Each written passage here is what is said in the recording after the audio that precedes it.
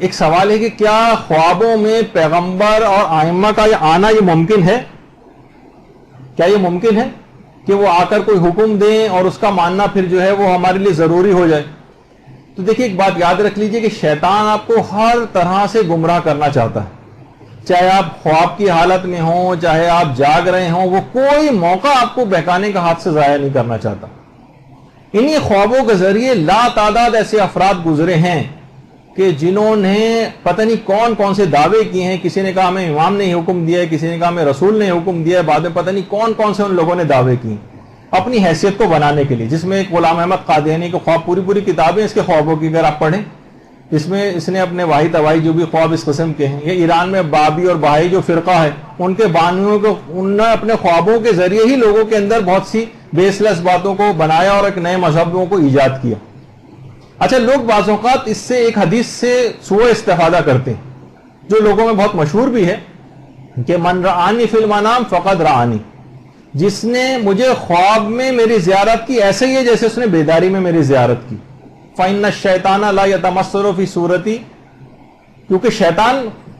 میری صورت نہیں بنا سکتا۔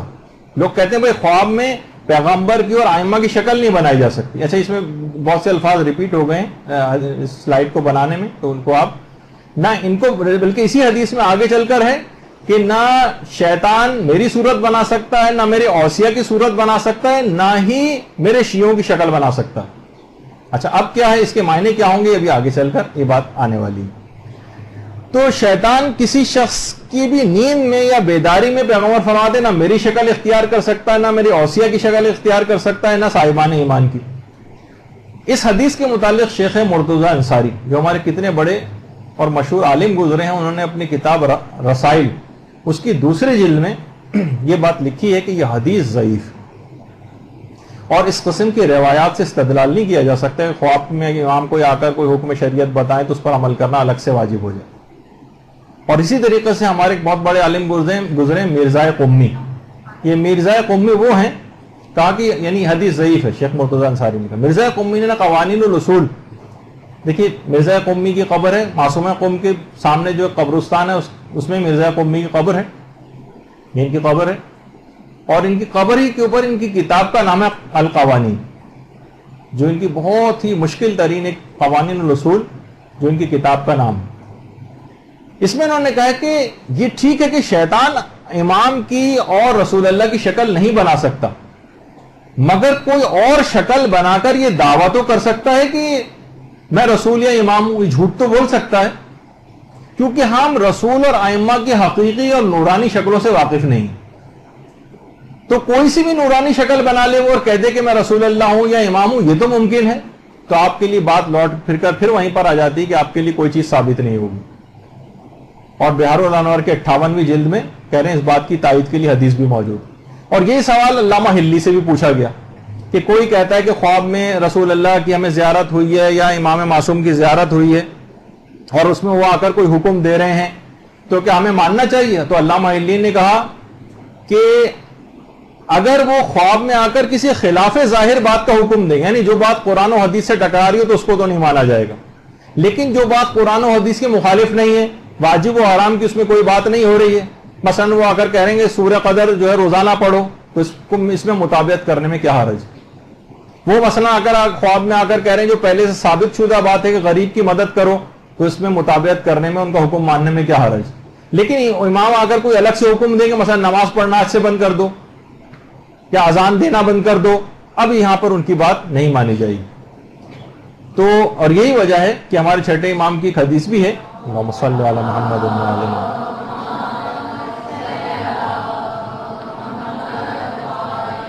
کہ دین خدا اس بات سے بہت زیادہ بلند ہے کہ وہ خواب کی باتوں کے ذریعے اس کو ثابت کیا جائے۔ لہذا ائمہ کی اور رسول اللہ کا خواب میں آ کر کسی حکم شریعت کو بتانا خود ان کی اپنی تعلیمات ہی کے خلاف ہے، کیونکہ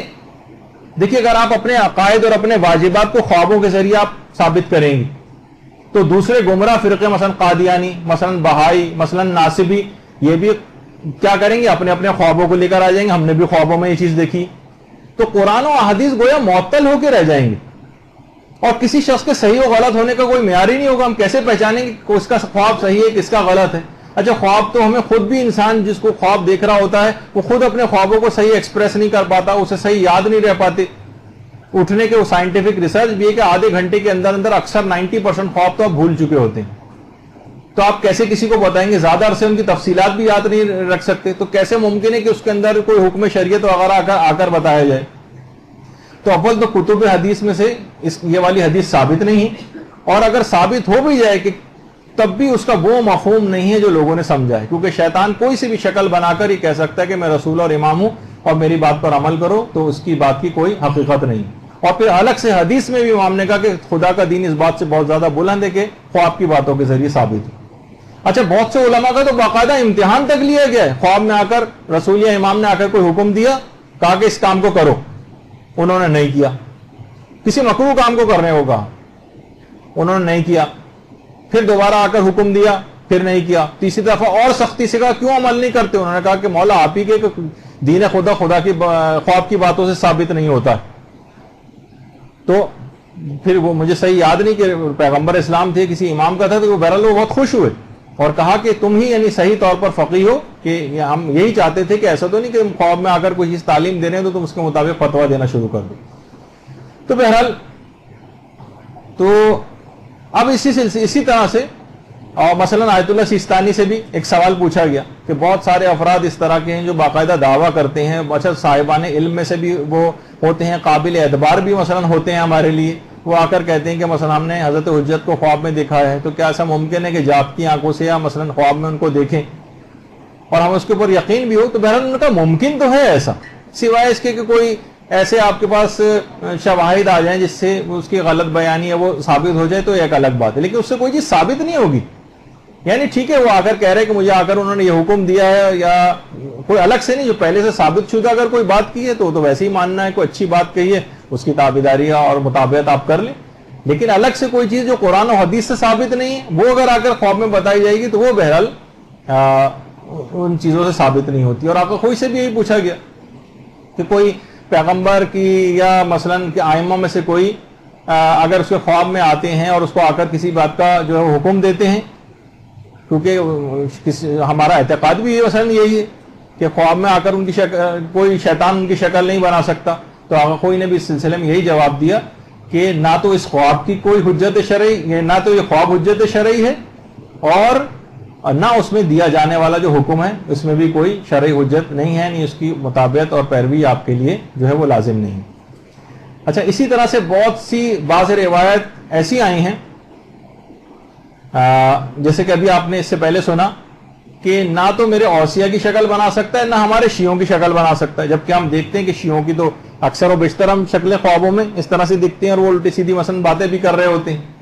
تو علماء نے فرمایا یہاں پر ان شیعوں سے مراد خالص مومن اور شیعہ مراد ہیں, جیسے سلمان فارسی, جیسے مقداد, جیسے ابو ذر وغیرہ. ان کی بھی شکلیں شیطان جو ہے نہیں بنا سکتا, لیکن ان میں بھی وہی مسئلہ ہے کہ اگر کوئی بھی شکل بنا لے نورانی سی اور آگے گئے کہ میں سلمان فارسی ہوں, تو ہم اس بات کا فیصلہ نہیں کر سکتے کیونکہ ہم ان کی حقیقی نورانی شکلوں سے واقفیت نہیں رکھتے.